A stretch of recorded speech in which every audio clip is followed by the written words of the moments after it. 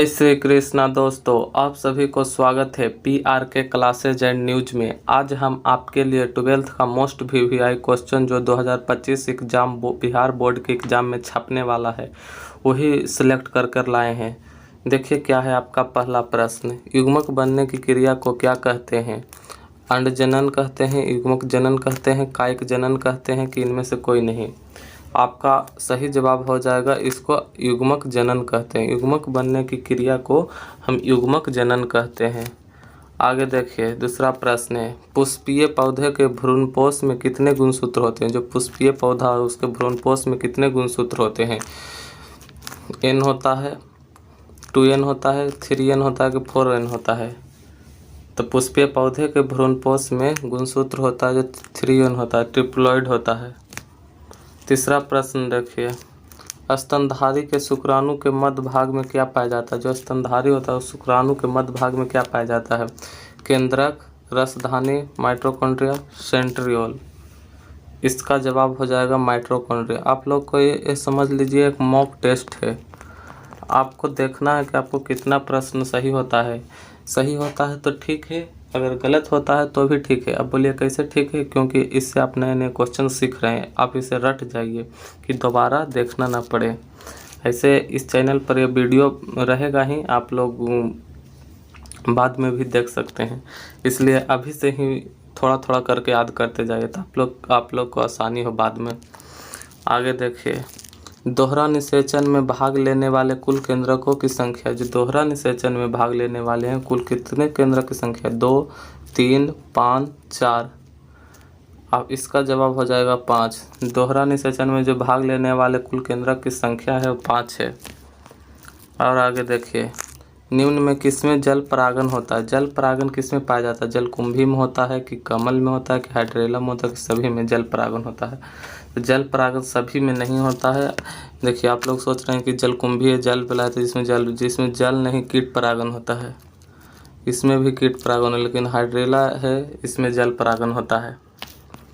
और आगे देखिए अनुन्मीलिय परागन वाले पौधे में निश्चित रूप से होता है। जो अनुन्मीलिय परागन वाले पौधे होते हैं उनमें निश्चित रूप से क्या होते हैं? स्वपरागन होते हैं कि पर परागन होते हैं कि दोनों होते हैं कि कोई नहीं होते हैं? तो इसमें होता है अनुन्मीलिय जो परागन है उनमें सिर्फ और सिर्फ स्वपरागन होता है।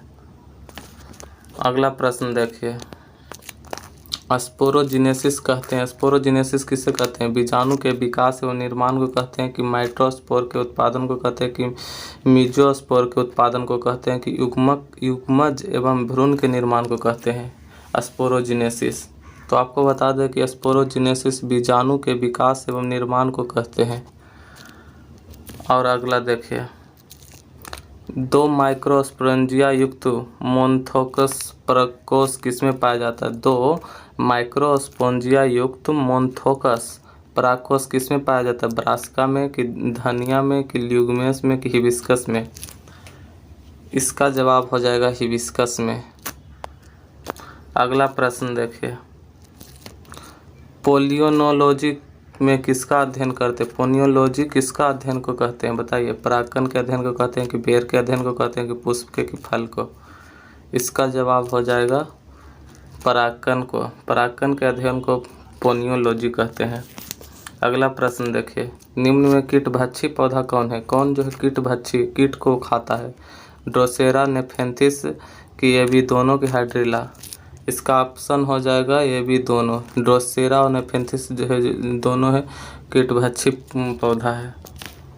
अगला प्रश्न देखिए, मनुष्य की प्राथमिक शुक्राणु कोशिका में ऑटोसोम की संख्या कितनी होती है? प्राथमिक बोल रहा है, क्वेश्चन को ध्यान से पढ़कर ही एग्जाम में आप लोग को भी उत्तर देना। देखिए मनुष्य की प्राथमिक शुक्राणु की कोशिका में ऑटोसोम की संख्या कितना हो रहा है? 44, 46, 23, 40। इसमें बहुत सारे स्टूडेंट 40 मार देंगे, लेकिन इसका आंसर जो गलत हो जाएगा, इसका आंसर हो जाएगा जो 44 होगा। प्राथमिक ऑटोसोम की संख्या 44 होता है। देखिए एंटोमोफिलस पुष्पों में परागकण का माध्यम में होता है। एंटोमो जो फिलस पुष्प है उसके परागकण के मध्य में क्या होता है? चींटी होता है, कीट होता है, पक्षी होता है। मतलब कि माध्यम क्या होता है? किसके द्वारा एंटोमोफिलस पुष्प जो परागित होता है? तो होता है कीट के द्वारा। आगे देखिए, आधुनिक भ्रूण विज्ञान के जनक कौन है? स्लाइडेन एवं स्वान है कि हर्टविग है कि अरस्तु है कि बानवीर है? आधुनिक भ्रूण विज्ञान के जनक, तो आधुनिक यदि पूछ ले तो यह हो जाएगा बानवीर।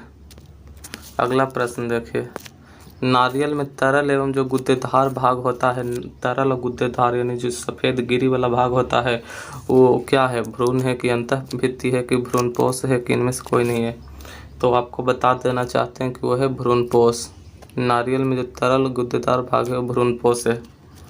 अगला प्रश्न देखिए, अनुन्मीलिय पुष्प जो है निश्चित रूप से होते हैं। अनुन्मीलिय पुष्प स्वपरागित होते हैं कि परपरागित होते हैं कि दोनों होते हैं कि कोई नहीं होते हैं?